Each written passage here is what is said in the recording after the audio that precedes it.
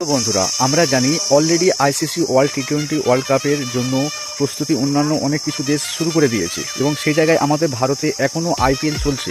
ভারতের প্রথম টি-20 ওয়ার্ল্ড কাপের যে প্রথম ম্যাচ হচ্ছে আয়ারল্যান্ডের সাথে, যেটা হচ্ছে 5ই জুন। কিন্তু এইদিকে আইপিএল আমাদের ফাইনাল শেষ হচ্ছে 26শে মে, অর্থাৎ এর মাঝখানে মাত্র 7 থেকে 8-9টা দিন সময় পাচ্ছে। আর এই অল্প সময়ের মধ্যে আইপিএলের যে মানে কষ্ট বা পরিশ্রম, সেটি তাদের কাটানোর সময় পাবে না। অলরেডি তাদের আমেরিকা দূরবর্তী একটা দেশে তারা আইপিএল খেলতে যেতে হচ্ছে এবং এর যে একটা প্লেনের যে জার্নি, এছাড়া তাদের কোনো রকম প্র্যাকটিস বা বিশ্রাম ছাড়াই যে তারা যে টি-20 ওয়ার্ল্ড কাপে অংশগ্রহণ করতে যাচ্ছে, তাহলে কেমন তারা পারফরমেন্স করবে এটা আমরা বুঝতে পারছি। তাহলে এক্ষেত্রে আমাদের বিসিসিআই কি এখানে কোনো ভুল পদক্ষেপ নিচ্ছে নাকি? কারণ আমার তো মনে হয় যে অবশ্যই যে প্লেয়ারদের আইপিএলের সূচি অনেক আগেই এদেরকে অনেক ভেবেচিন্তে করা উচিত ছিল, যেহেতু এবছর আমাদের টি-20 ওয়ার্ল্ড কাপ ছিল। তাহলে কেমন, আমাদের তো স্বাভাবিক যেখানে কিছু দেশ তারা বিশ্রাম নিচ্ছে, তারা ভালো তারা পারফর্ম করবে অবশ্যই, সেখানে বারবার সেই যতই